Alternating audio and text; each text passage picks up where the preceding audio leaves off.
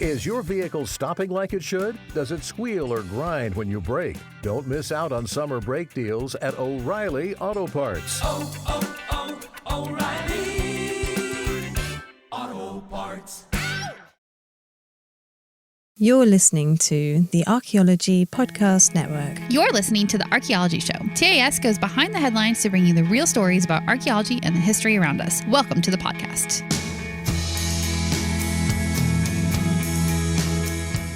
Hello and welcome to the Archaeology Show, episode 216. On today's show, we talk about a Roman fortlet, archaeological resources in the Glen Canyon, and partially digested food as a prehistoric food source. Whoa. Let's dig a little deeper until we find a Roman fortlet. Fortlet. Words lost all meaning. Oh my God.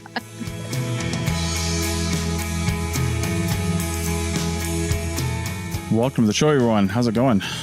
Pretty good. We're in sunny and hot My God. California. Yeah. Palm Springs specifically. Yeah, it is ridiculous. It was 106 today here in Palm Springs. Yeah. So we went out to Joshua Tree National Park, which was cool because it actually was cooler out there. It was. It's in the upper 80s, low 90s. Yeah, the elevation is several thousand feet higher, so it's much better. Yeah. So anyway, we got a couple of news articles this week. I want to know how some early Scottish people got into a certain part of the land through a wall. Oh, that was like super bad.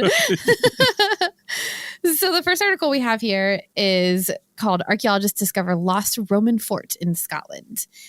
Which isn't like strictly true, I think. It kind of is, but it was kind of lost because we knew it was supposed to be there, and I'll tell you why in a second here, but we couldn't find it. So I guess that's the reason why it was lost. Yeah. And this is from Smithsonian Magazine, one of my favorite publications. They got good stuff. They do, but there's a second article too that we're linking to. There's a lot of information across both those articles, so you can check them both out. There's a really cool artist's recreation of what this fort would have looked like. And then there's a wall that it's adjacent to, and they put a lot of effort into making this recreation image. So it's really cool. Mm-hmm. Definitely check out that as well. Yeah. The reason why I think it's okay for them to label this as a lost fort is because in 1707, antiquarian Robert Sebald described a Roman fortlet in the area of West Dunbartonshire in Scotland. And it was supposedly in this field near what is today the Carleath Primary School.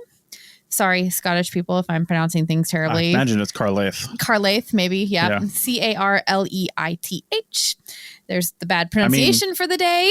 I've watched as much Outlander as you have, so my Scottish pronunciation should be up to snuff. Oh, yeah. I should have. But honestly, though, I'm pretty sure it's Laith. Yeah, that makes sense. Yeah. So anyway, we had this description from this guy in the 1700s, and over time, it was either removed or it's been buried or it's lost or something because present modern archaeologists have not been able to find it. They looked for it all several times in the 70s and the 80s, and they were unsuccessful, basically. So obviously, it's for sure not visible on the surface where that observation from the 1700s claimed it was at the time. The only reason I'm saying I'm just questioning whether it was lost because 1707 is like yesterday to Scotland, right? I know. That's why I'm kind of shocked that, there's this written account of it and then all of a sudden it's gone. But you know what? It's like everything. It was never gone to the local people. Yeah. Whoever was there in 60 and then 90 and then 1810, they know exactly what happened to it because they watched it degrade or the soil come in and cover it, or some, Joe down the road wanted some rocks for his house and he dug them up and moved them, so the people that live there know what happened, but then that memory, that story has been lost to time and now we currently don't know it. Yeah. And I guess historically speaking, I think I'm in the right century to say this because we've been to the battlefield in Scotland where a lot of Scottish Highlanders died. Culloden. Yeah. And wasn't that war in the 1700s? Yes. So it would have been well after this. A little after. Yeah. That was 1740s. So it's 60s. Possible all the people that knew about this actually died. Yeah, true. Yeah, I'm not sure how. I actually didn't look up where in Scotland this is exactly, but the whole point of this fortlet was to guard against, the quote unquote savages that they didn't want coming into the Roman areas, which is basically just the people that were already living in the area. So by then, I think the savages were the Scottish people because the British were saying that. Yeah, right. Of course, as always, technology comes into play here, and archaeologists decided to take a more modern approach and attempt to locate the site using gradiometry. Hey, real quick, I did look up West and Dunbartonshire. Oh, yeah. And it is on a really cool like spit of water that turns into a river, or maybe is a river that comes out of Glasgow. Oh, so it's on that side of Scotland in the southwestern corner, really. Culloden is up north of there. Yeah, Culloden's way north, and the break between like southern Scotland and the Highlands, I think, is up that direction too. So this is definitely more like southern Scotland. Yeah, if I'm just looking at topography here, I mean, it's at the edge of the Highlands. So Loch Lomond is also real close to it with a waterway connecting these two here. Okay. So, yeah, Loch Lomond is pretty famous. So gradiometry. Yeah, gradiometry. Back to the science. Right, back to the science. That's what they use to look for this Fortlet. And isn't Fortlet like the best word ever? Fortlet. I mean, can't stop saying it. I take a little bit of offense to that. Like, Fortlet? Come on. I built a great fort. I know. And we'll get to why it's called Fortlet in just a little bit. But it was meant to be a smaller version, basically. But gradiometry, to get back to that. Yes. Back again to the science here.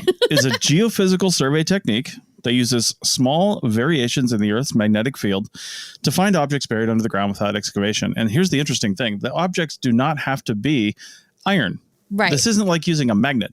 Is it? Right? Okay. And in fact, gradiometry it's kind of another name for magnetometry. Okay. Because you use a magnetometer to do these things, but gradiometry is I want to say it's almost the more official term of magnetometry, because you're looking for these variations in the Earth's magnetic field. Okay. And the Earth's magnetic field is a very sensitive thing. And you can tell that because it barely is picked up by a compass needle. Right. Like you can deflect a compass needle from the Earth's magnetic field with your watch. Right. That's all it takes to break the entire Earth's magnetic field. Yeah. So when you have stuff under the ground that is causing abnormal densities and things like that, and different shape, and they're predetermined to not predetermined, they're human made shapes. We can map that essentially. Yeah. So you're basically bouncing these signals off around it, and then you get this shape of a thing that doesn't look natural, essentially. Is kind of like that? It's like any of the other geophysical methods that are subsurface. Is they have to know what the ground looks like without human stuff. So they have to have a control. Right. They have to know what it looks like. And then not only that, but real people that do this, like good people that do this, like if you got somebody that's good on ground penetrating radar, they can be like, oh, that parabola, because everything looks like a parabola with ground penetrating radar, like an inverted parabola, because it hits a thing and then bounces, scatters. So, but they can look at that parabola and be like, oh, that's a grave. Yep. That's a pipe. And that's a thing, because they've seen 1,000 of them. Yeah. Right. Yeah. It's the same thing with all these other methods. So if you get somebody out there that really knows what they're doing and they've seen these kinds of things before, they can know what the signature is. Of course, anytime I think of these, even when I took my shallow geophysics class in grad school, I always go back to Hunt for Red October, because the guy in the sonar room, I can't remember what his name was, but he was super cool. He was the guy that was like trying to, teach the young cadet or the young seaman. And then they heard something and he's like, oh, it doesn't sound like any sub we've heard before. It sounds like this. It sounds like that, because he's heard so many of them. He knows what the signature is. And the computer does too, because it chews on the sound wave and says, oh, we've seen this 100 times before. It's got to be this with this much certainty. These methods are actually identical to that. Yeah. Okay. You have to know what you're looking for. And then you can say, before you go dig everything up, you're like, I'm like 99% certain it's this. Yeah. It is interesting though, because until you actually do dig below the surface though, you are just going on sort of what the past research is telling you it should be or could be. You're going off fairly well-educated methods. Yeah. An educated guess. Yeah. Well, they must have had some great people on this project, because they do think that they were able to locate what looks like stone structures or a foundation below the surface, right where it was supposed to be, according to this account from the 1700s. So. Right. And then on top of this stone foundation, so it's really just the foundation. That's the only thing that they would be able to find easily, because on top of it, they would have used stacked turf to create the 6-foot tall rampart walls that were then connected to the wall that the overall wall that it was guarding. Yeah. I mean, I guess use what you have. Well, yeah, totally. I think turf was, there's a lot of turf up there. So they were able to basically build dirt walls. You would say turf. I wonder if they mean like, or if that's referring also to like peat and stuff like that. Cause this is the area of Scotland where like peat and stuff like that is harvested for making, Scottish whiskey in some cases. Well, but no, burning too. It was just for burning. And I think the burning flavor gets into whiskey because of the burning part of it. Right. But that's what they do. Honestly, I don't actually know how that works, but yeah. Anyway, so just a little bit about Fortlets, and this Fortlet specifically. They're small, and they would have had approximately 12 soldiers at any given time. These soldiers would only stay for a week or so at a time at one of the small fortlets before they get rotated out and back to the larger fort. So this is like a constantly revolving set of soldiers. It's a duty station. They don't want to be out there forever. Exactly. Yeah. It sounds like it was probably pretty remote and maybe not the most like exciting place to be. So yeah, the only thing they had inside there really would have been about 2 buildings, 2 wooden houses or so for the soldiers to stay in. Yeah. Again, not super interesting. I bet they played a lot of whatever the Roman equivalent of cards was. Yeah, probably. Yeah. Some sort of stone game. Yeah. Stone dice game or something. So the reason we know so much about fortlets, how they were constructed, what they would have looked like, is because this is actually the 10th one that has been found in the area in association with the wall nearby. Yeah. And that wall is called the Antonine Wall. And it was once the northernmost frontier of the Roman Empire. Nice. They think there might have been actually as many as 41 of these little supporting fortlets, along with the larger forts that they were, coming from when the wall was active. Yeah, because the wall is only as good as you are defending it. Yeah, you got all the space with nobody there. You have to put these little stations in to protect it. Well, and if you think about it, if they think there was as many as 41, let's say 40, and it's 40 miles long, that would have been, a fortlet every mile. Yeah. But there were the larger fort was in there somewhere too. So maybe it was a little less than a mile, but yeah. I mean, like in the Roman times, that would still be pretty far apart. Like you're not getting to the next one if something goes down without like hopping on a horse and riding. And I don't know how quickly you're going to get there, but. Well, and also if you see somebody trying to breach the wall, I mean, one person's probably not that big a deal, but if you see an army trying to breach the wall, you're probably going to be able to see them from your half a mile away. If you're looking to the left of your little fortlet, you only have to see a half a mile. Oh, true. Because the other guy's got to see a half mile the other direction. Yeah. And there could have been people in between. And while they didn't have radio communications, they could still send transmissions at the speed of sound, essentially, because all they had to do was yell to somebody that would hear it, and they could have people spaced out. Yeah, and then if true. hey, somebody's coming, or oh my God. Yeah. Or they could do a Lord of the Rings style bonfire. That's exactly my favorite form of communication, or my favorite scene in a movie is when the bonfires light up when I don't even remember what they're doing. They're sharing news of something from one place to another, and they light up bonfires to get there. The big city's about to be attacked. Yeah, something like that. There's a lot of attacks, it's like call everybody. Yeah. Yeah. So that was transmitting messages at the speed of light. It was. Yeah, that's true. Which is basically what we do today. Yeah. Yeah. So they were pretty advanced. Nerd reference for the day. I know. Anyway, so this almost 40-mile long wall was built shortly after 140 CE on the orders of Emperor Antoninus Pius, obviously given the name of it. And it is suspected by historians that it was really just built as like a show of military strength, because he wasn't like super amazing when it comes to military stuff. So he was like, oh, look at me, I built this wall. Yeah, for sure. But they did have a need for, controlling, I guess you could say, the indigenous populations. They certainly felt the need to keep them out of their spaces and mark their territory. So that was the other purpose of the wall.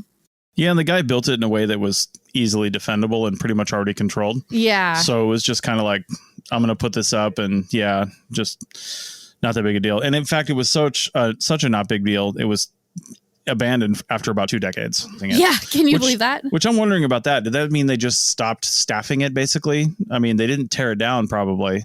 Or maybe they did, but... Well, and I think that's one of the questions that they're trying to answer is like, why would it only have been in use for that long, really? So, like, that's a lot of effort for something that only had such a short lifespan.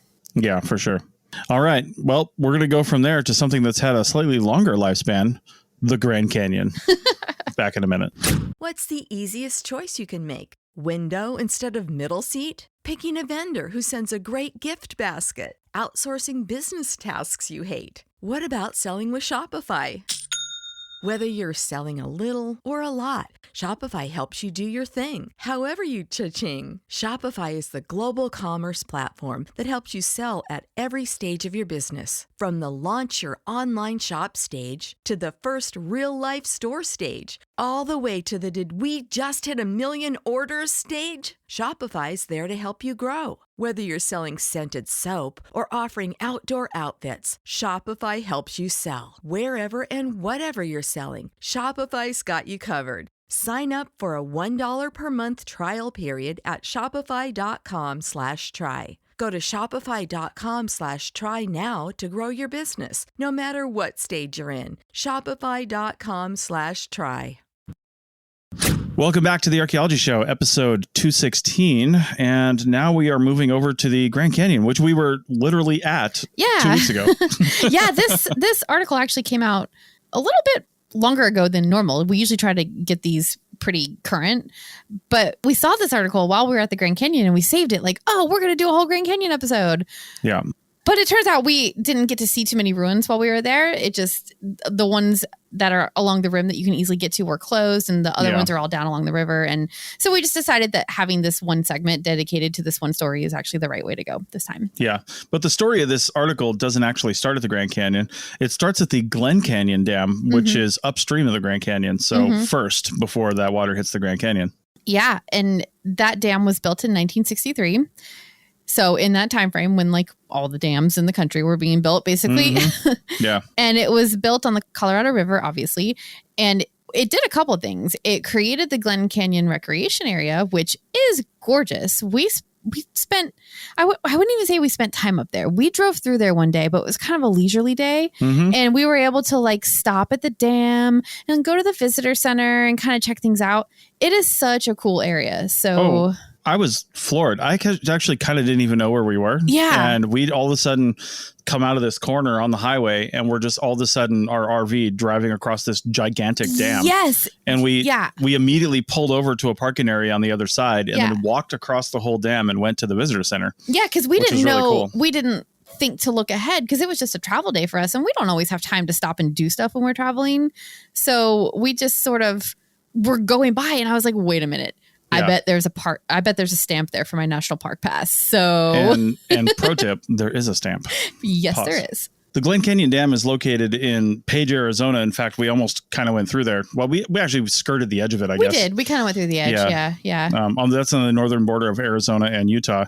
And if you've heard of Lake Powell, which was one of the ones that really suffered from the droughts that pretty much the entire area was having, Arizona, California, all that. Lake Powell was one of the ones that was super low. Yeah. I don't think as many bodies were found in Lake Powell as there were in Lake Mead. It's not so close to a big city, so probably big not. Big city, hell, Las Vegas specifically. Yes, Las Vegas specifically. So true, but it's a really cool lake, like the rest of that area up there, so it's definitely worth a visit. We'll go back there one of these days. There's some really cool spots where you can like park your RV like right along the water and stuff. Well, where the water used to be, but like you said, because the water is so low, it might not be actually near the water.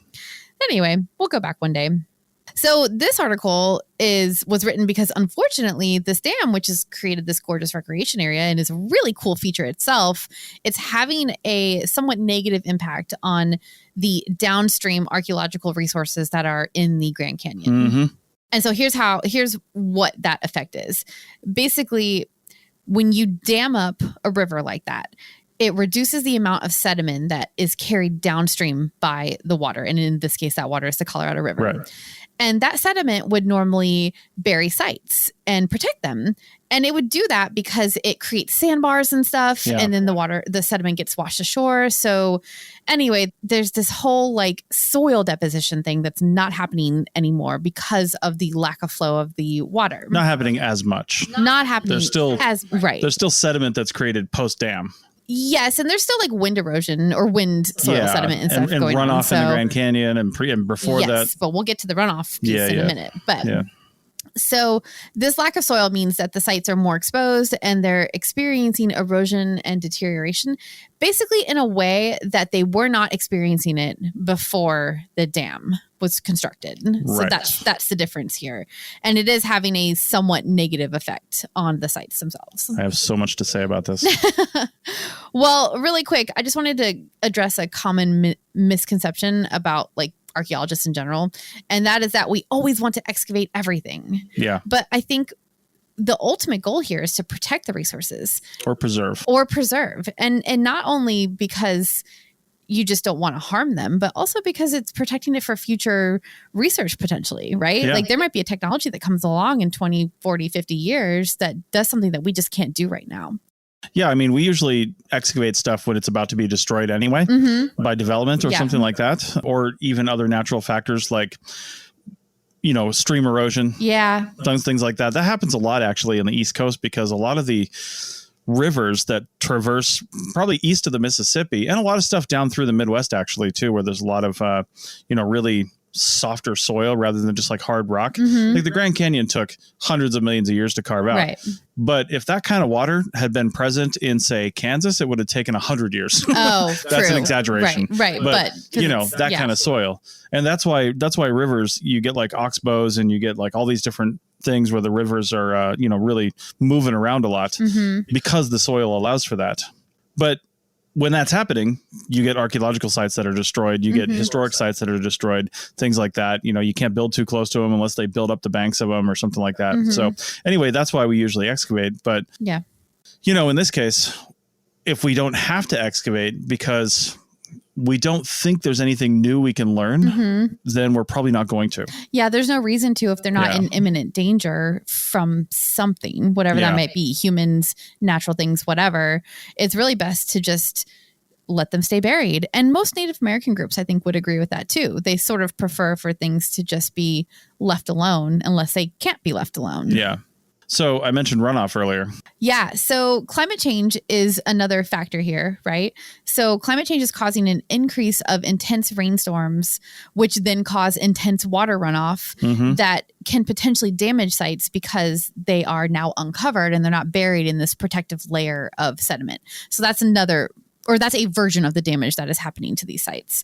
To be clear, though, one thing that was missing from this article, and it seems to have been missing from the whole paper and the reporting itself, is that they did not specify specific damage to the sites. All they did was say damage was observed. Right. And I'm sure they know what that damage is, but they've chosen not to share it, which makes me go, like, why can't you tell us exactly what? Sure. But, it's the National Park Service. Maybe they need to keep it quiet for whatever reason. But yeah. I know. And if you're triggered by the words climate change too, especially in this area, I mean, all you got to do is look at the winter that the West has had, specifically California. Yeah. And everything downstream from California, which would be this area. And just the sheer amount of snow. I mean, the north rim of the Grand Canyon is not slated to open, and they just hope it's going to open this date.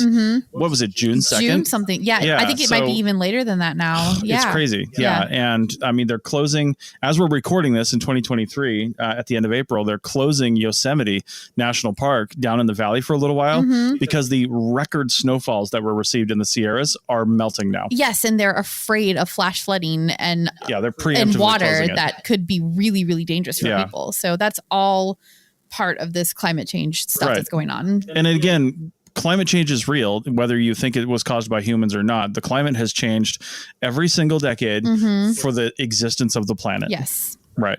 So it's just what you might be triggered by is the cause of the climate change, which we're not talking about. Yeah. We don't even need to go into that. All we have to do is like look at the effects of it and figure out how to mitigate them. Right. Like that's all we can really do on this podcast from this standpoint, and what these guys are doing too in this article. But here in a few minutes, I'll give you my opinions on why none of this actually matters. Go ahead. Oh my God. I never should have picked this article. We argued about this at a Mexican restaurant on Friday night. Oh, it was really fun though. It was more of a debate, I think. I know. Anyway. Yeah, it was a debate. So they wanted to quantify these impacts, this negative impact that they were observing. So what they did is the U.S. Geological Survey's Grand Canyon Monitoring and Research Center, in conjunction with the Glen Canyon Dam Adaptive Management Program, surveyed and monitored all the sites in a selected area from 2010 to 2020. So nice. this represents 10 years of observation, essentially. Mm-hmm. And here comes the technology portion of the segment. They used LiDAR, which is high resolution terrestrial light detection and ranging equipment, to map the soil and wind-blown sand on archaeological sites and to map the changes, essentially. Right. So LiDAR, it basically uses a laser that is pulsed at a massive high rate of speed.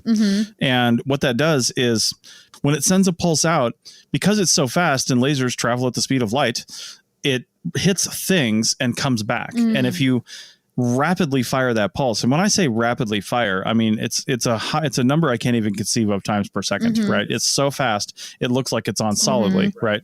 So, but because it is pulsing, it's given it the opportunity to measure the return off of every single one of those pulses, and then builds a hyper accurate representation of the ground that laser is looking at, right? And that's how they map.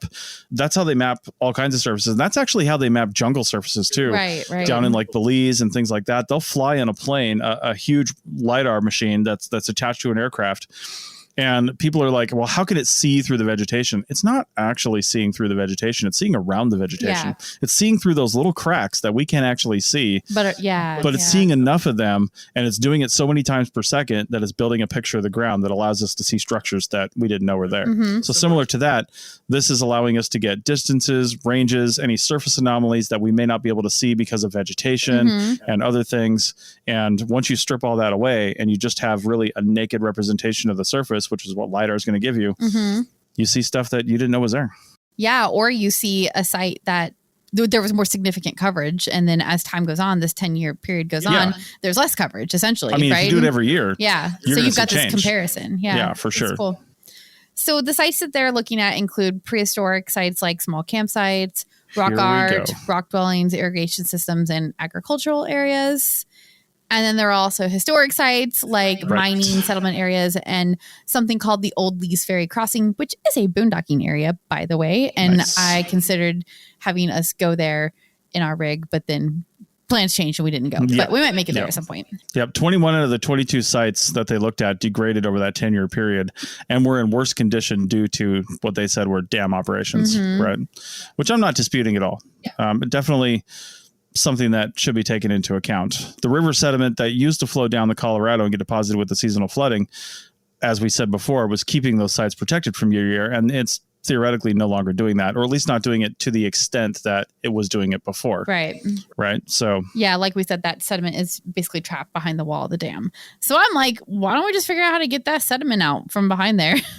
I don't think they can just chuck the mud over the dam. Yeah, I know. Yeah. This dam is insane. It looks like it's like the one by Lake Mead in Las Vegas. Yeah. So the degradation cited in the report attributed reduced sediment supply to reduced river sandbars as well as the encroachment of vegetation.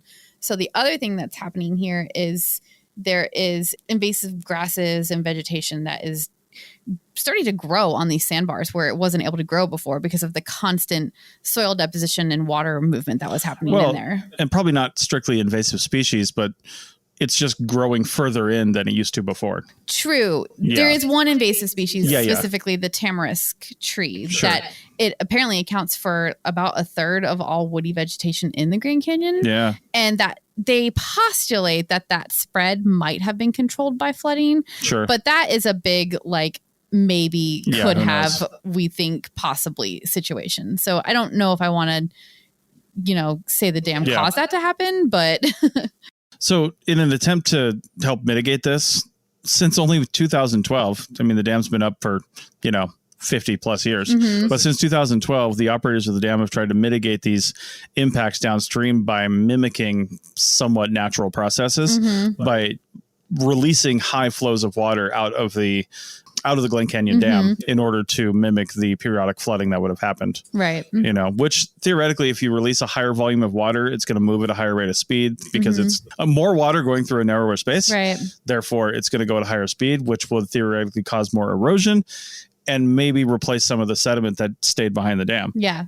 But who knows? That's a pretty tricky prospect right there. Well, I think they're kind of hoping that it would grab up the sediment that was trapped behind the dam and bring it along with it too. Maybe, but that sinks to the bottom. They're not releasing it from the bottom. Yeah, true. Yeah. So I think it's just the rapid nature of the water that's, Stirring up eating the soil. more away, but then you're causing more problems. Now you're eating at the canyon walls at a quicker rate than maybe nature would have. Whether that's a bad thing, I don't know, but that's probably a real thing. True. Right. Well, either way, it's been 4 years since they actually were able to do a release like this because of, you guessed it, drought. There you go. The low Lake Powell water levels just didn't allow for the release. And they were also worried about introducing an invasive species of smallmouth bass downstream into the canyon too. Billy Bass causing problems. So, all right. It's very complicated. This is a big ecological question. Okay. I know you're about to go hate all over this. I'm not. Before you go, the dam has created a big ecological question. I'm not going to say problem because it's something that I think that we need. We need these dams to create electricity, water management, all of that kind of stuff.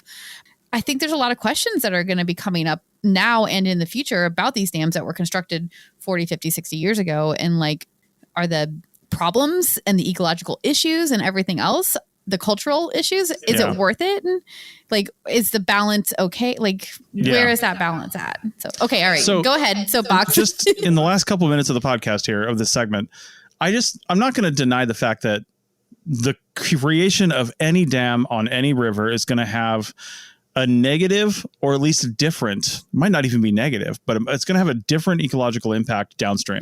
That is just guaranteed. Yeah. You're changing how the river is flowing right there. Now, dam operators would probably say, we kind of aren't, because it's the same flow of water going through. We just held a bunch of it back for a little while to make a lake. Now the same amount of water is going through, right? But the dam is filtering through the sediments and things like that. It's not allowing species to go through. But in Washington State, there's fish ladders and stuff that the fish can actually, like salmon, jump, and they can jump up these pools of water to get past the dams. That's called a fish ladder, right? Yeah. So they've done things to try to mitigate the ecological effects. But my point is, that's all good. We need to worry about the ecology, but like humans aren't part of the ecology in some cases, right? Like we are. But then we're very much kind of not. Like humans, modern humans, we've almost taken ourselves out of the ecological equation. We're trying to bring nature back to nature in so many cases. And I don't feel like Native Americans are really all that much different. Like we're talking about protecting sites where maybe they shouldn't have been to begin with, because they were damaging the ecology of the base of the Grand Canyon by just being there and being Native Americans in that area. I'm not saying they were, but they didn't necessarily live in harmony with nature. They were clearing vegetation. They were, taking species. They were creating structures and living there and doing things which would have had a negative impact on that area to begin with. But it was on such a much smaller scale that I don't think you can make a comparison. Yeah. So I hear you. Like even a small village on the river in the Grand Canyon that cleared out area for agriculture and built structures and stuff, like all of that, it might have a small effect on the area that they lived in specifically, but it's not going to affect the ecology of the entire river. No. 100% agree. 100% agree. But when we talked about why we excavate earlier and the cases where we don't excavate, where we want to preserve and protect, I think in this case, if we want to bring the Grand Canyon back to its natural state, we get rid of those sites because they're not part of the natural state of the Grand Canyon. Well, but you can make that argument for any site across the entire country. Like that is a really slippery slope. You're not wrong. But in some places, we don't need to bring it back because we dug in the Cape Fear River adjacent, 10, 15 years ago. Now it's a golf course and a marina. Yeah. Like that's good. That was destroyed. So in a lot of cases, you can't make that argument. But in natural national park type areas, if you want to bring this back to the natural landscape, you got to get rid of everything human created. I know, but it's something that has been absorbed into the current landscape. So to get rid of it, as you say, would actually disrupt it a lot more than to just leave it. I don't know about that. I come on. Yeah. We're going to have to disagree on this one. I think you're completely wrong. Absolutely 100% wrong. Well, you know what you can do? What is that? You can go eat on a twice digested veggie cake. Oh, God. Back in a minute. Welcome back to the Archaeology Show, episode 216. And now's when you can probably shut off the podcast if you want to, because it's going to get pretty gross. So if you're like if you're eating lunch, this is like your lunchtime activity, just like listening to us drone on about stuff, I'd suggest just like shut it off. Listen to it on your way home. I've heard people might listen to us when they go to sleep. I don't think that's specific to us. I think it's just like podcasts in general. Yeah. People like to do that. Yeah, they like to fall asleep to people talking. Yeah. This one might keep you up. Maybe not. I don't know. It's not scary. It's just like, listen, on the off chance that you're drifting off to sleep right now, tomorrow when you wake up, Do not eat partially digested food. Do not do it. From the intestines of a large animal. All right. Let's be clear. Okay, yes, so what are we talking about? There's an article here. Now, I found it in a website called Futurity. So that's what I'm going to kind of talk from here. Only because they really distilled down the actual article really well. Yeah. And the article, they link to it. So we have it as well. And it's open source, so you can go look at it. But it's in Evolutionary Anthropology. The article itself is called Human Consumption of Large Herbivore Digesta and Its Implications for Foraging Theory. That's from Evolutionary Anthropology. The article that we found is called Did Early Foragers Eat Partially Digested Food from Large Animals? And I'm going to just basically cut to the chase right here.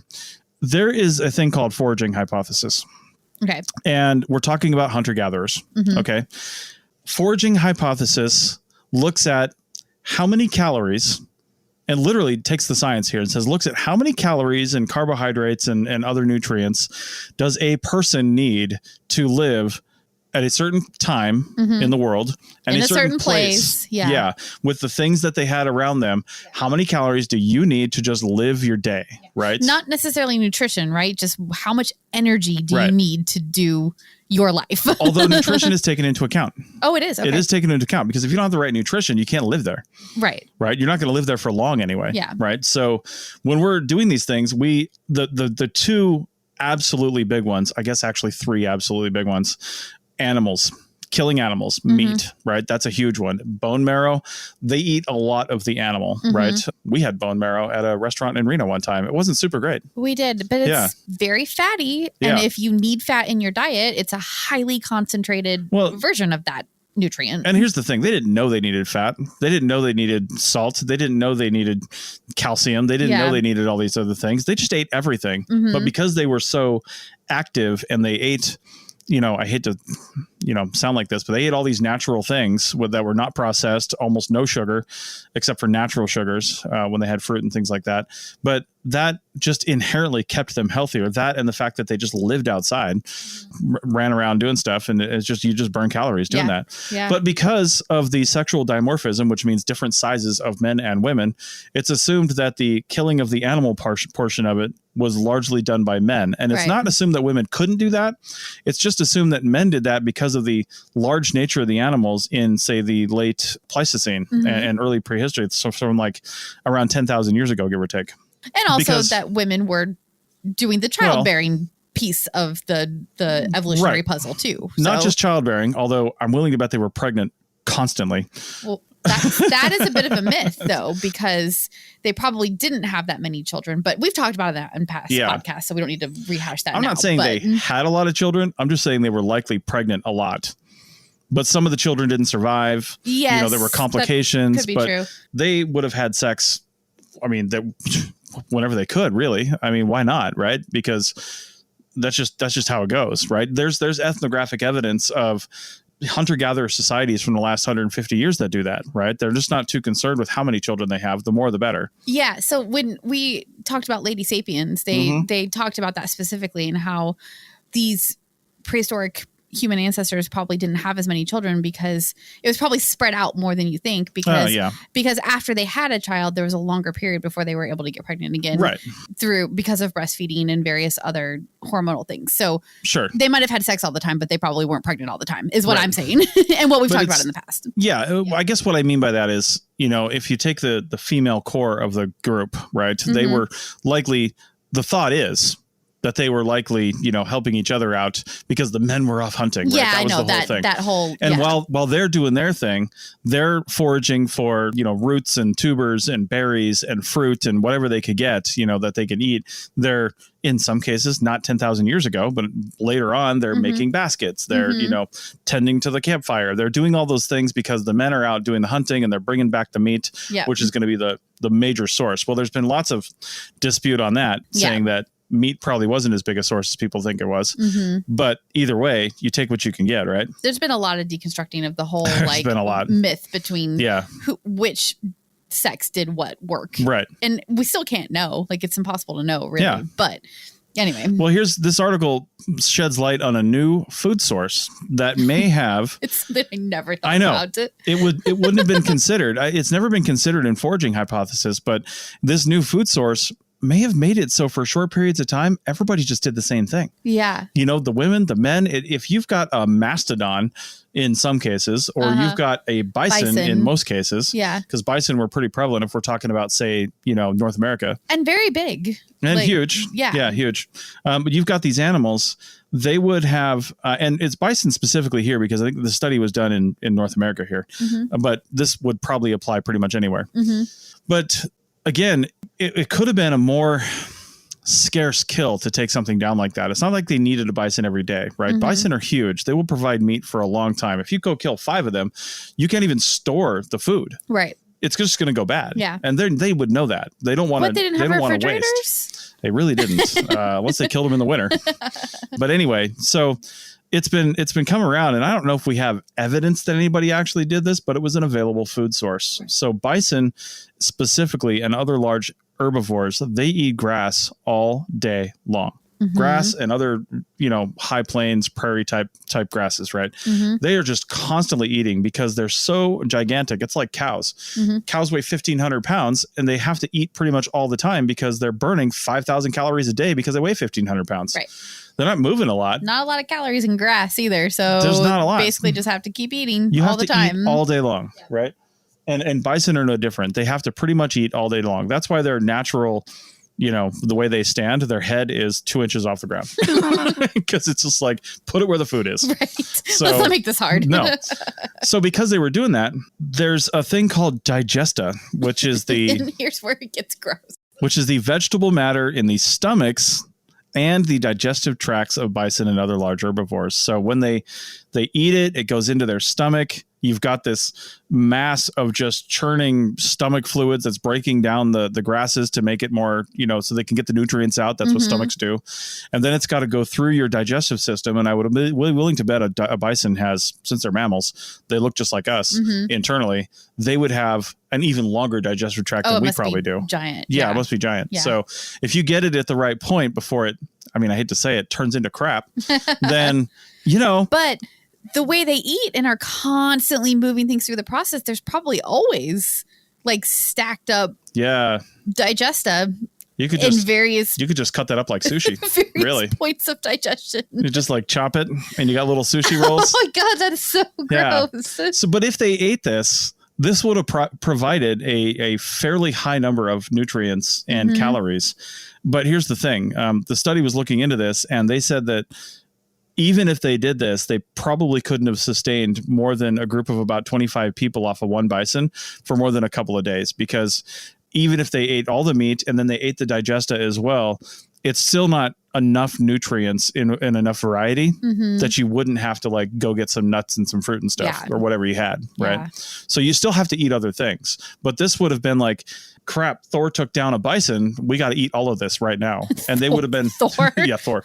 And they would have been good for like 3 or 4 days. And the women wouldn't have had to gather theoretically, when you got band societies later on, they learned to pretty much gather throughout the entire season and hunt. And that's when the foraging theory really changes, because once they got into bigger groups and they were more sedentary, they really had to gather a lot more stuff to live over the winter. And they realized that, meat only lasts as long as meat lasts, but nuts last forever. Yeah. Right. You could just bury these things. Sure, they'll rot if you don't do it right, but they could roast them. They roast pine nuts down in Southern California here where we're at all the time. Oh yeah, that's true. And they would roast these things because once you roasted them, they're still nutritious. Of course, you destroy some of the nutrients, but you make it more palatable and you make it so you could eat it. Because if I'm not mistaken, the runoff from like pine trees is turpentine.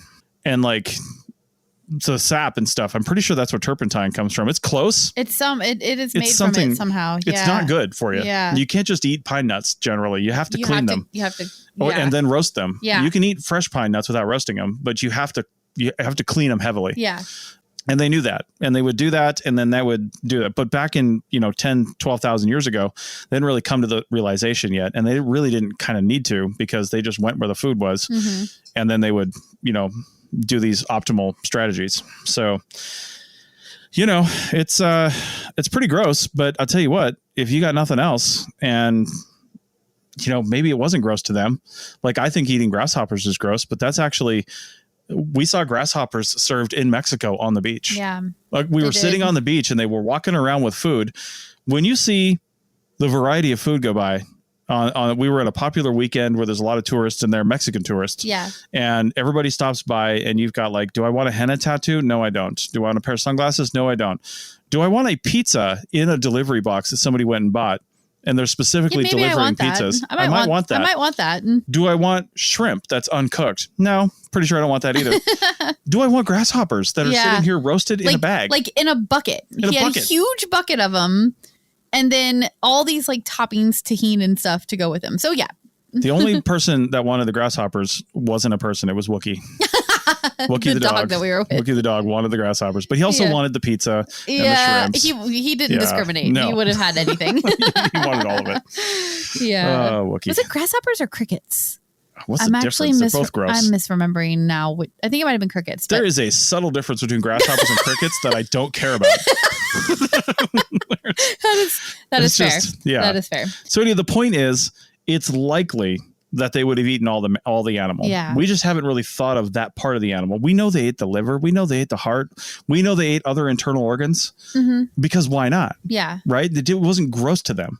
And also you got to live. Yeah. You might not have eaten for days. Yeah. In some cases. So the idea here is that this bison, because of the variety of nutrients, if you include the digesta as part of those nutrients, because of that variety, it can almost take a break from foraging and, hunting for a couple days while this fed all of them. That's the idea.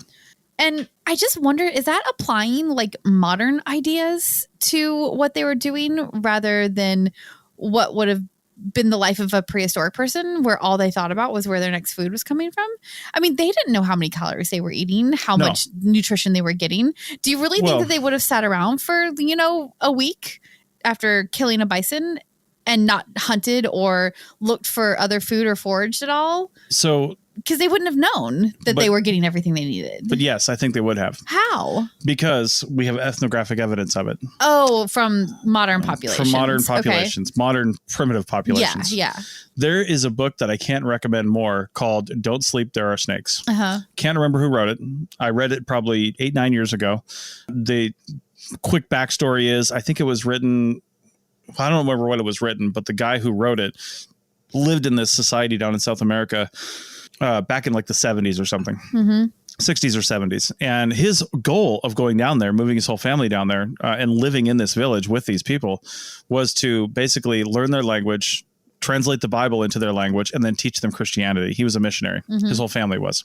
But after a couple of years of living with them and studying them and going hunting with them and doing all these things with them, he totally turned his life around and basically became like an anthropologist and wrote this book. He turned away from Christianity and his missionary work. I don't know if he turned away from Christianity entirely, but definitely the missionary work. He saw that mission is no longer viable and he wanted to study these people instead. So it's an amazing book. But one of the things that I thought was really cool and interesting that I had never really thought of before, but what's true there, why wouldn't this be true in the past, the far past, is that if they had a big kill, if somebody brought back a lot of food, it didn't matter if that was at 1 o'clock in the afternoon or 3 o'clock in the morning. Everybody was up and they ate the whole thing. They ate all of it. Now they had fire, of course. So they cooked it all. They ate it. They partied.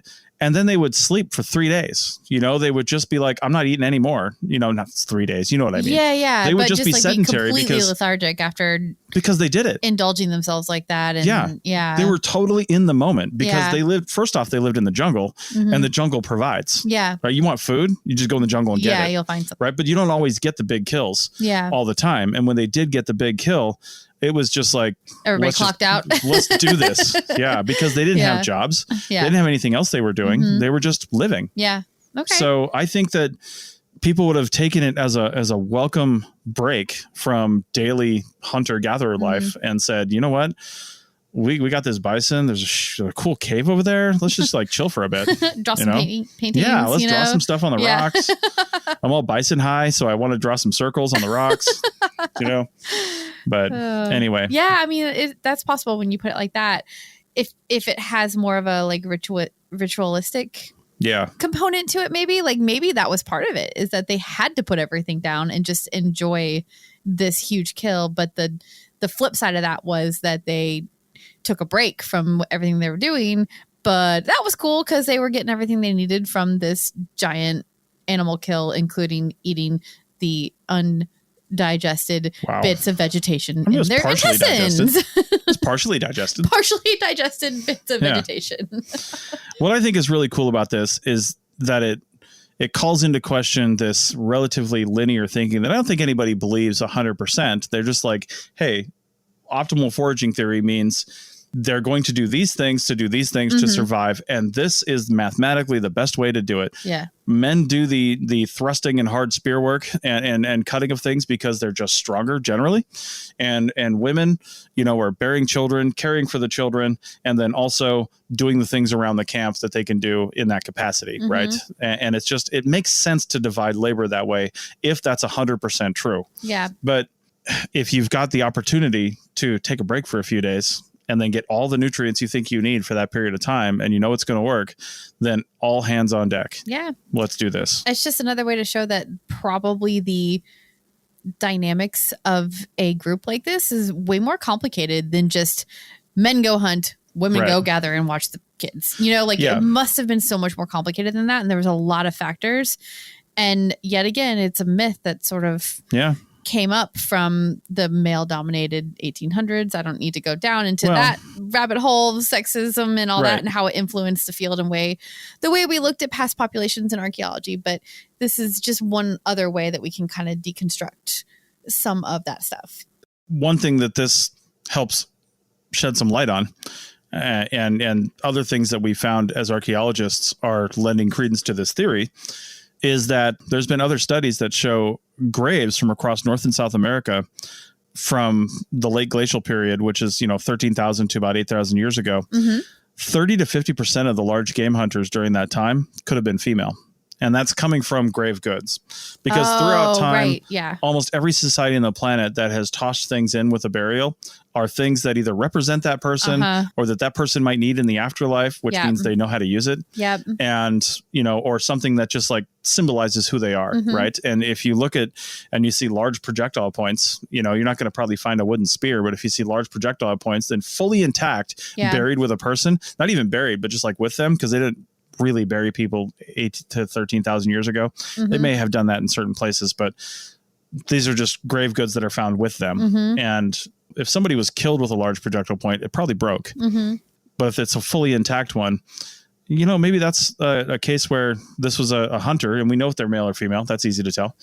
If you find these goods with them, it's like, oh, why did we find that? And we may have assumed maybe they were a hunter, but we just never really had any other solid theories around that. It makes me want to know the percentage of male graves with the same thing. And if it breaks out kind of evenly. I mean, there's no reason, again, gender stereotypes. There's no reason to think that the young, fit, strong females weren't out there with the young, fit, strong males doing the hunting and getting that job done. And if there was a male or a female who didn't fit the profile for that, maybe they had been sick as a kid, maybe they had some kind of spine issue. There are a lot of different reasons. There's no reason to think that they wouldn't just be adopted into the other side of the community doing the work that doesn't require such physical strength. So we always want to keep assigning gender stereotypes that are modern gender stereotypes to past populations. And people are doing such good work to get away from that. But it is something that needs to continue and to keep deconstructing that, because there's just no reason to think that they would have looked at men and women the same way that men and women have been looked at in our current modern populations. There's just no reason for that. Yeah. And the current paper, the study author is a researcher. Her name is Raven Garvey. And she was, looking at this and saying that, this really would have been pertinent to the people of the late glacial period, like we said, 13,000, 8,000 years ago, more than likely because of the presence of larger herbivores. There were more of them, and there's a lot of extinct species from that time that are no longer around. So they would have had different food sources, things that we can only really guess at, to be honest, because of what we know of other mammals and remains that we found. So I can imagine the baseball bat sized digestive tracts of some of those mammals. Like God. it just would have been enormous. You want sushi, you can have a steak. Yeah, right. Have a little intestines. Little veggie steaks. Oh, it's so gross. Anyway, it's as populations grew in size, that sort of thing would have been pretty unsustainable, and they wouldn't necessarily have needed it because of the growing population size. And we're just making the assumption that it was gross and they didn't want to eat it, but they did because they had to. But as they grew in size, they maybe wouldn't have had to eat it. But like I said, there's cultures that eat some weird stuff. There's you can't assign your own modern ideas to past people. You don't know what was gross to them. It's called a bias. You can't put your own bias on it. It is. You really can't. So that's the takeaway from this segment, I think, is don't apply your modern and personal biases to people in the past. You can't know. All right. Well, that's enough for this time. It's a long episode. Yeah. We'll be back next time. You guys go have yourselves a veggie burger. We'll see you next week. Oh, God. It's so gross. Bye.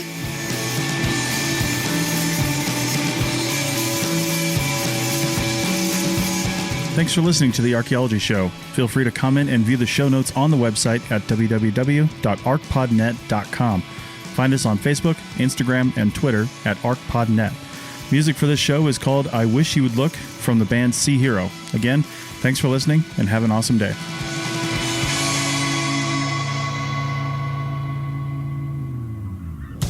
This episode was produced by Chris Webster from his RV traveling the United States, Tristan Boyle in Scotland, DigTech LLC, Culturo Media, and the Archaeology Podcast Network, and was edited by Chris Webster. This has been a presentation of the Archaeology Podcast Network. Visit us on the web for show notes and other podcasts at www.arcpodnet.com. Contact us at chris@archaeologypodcastnetwork.com.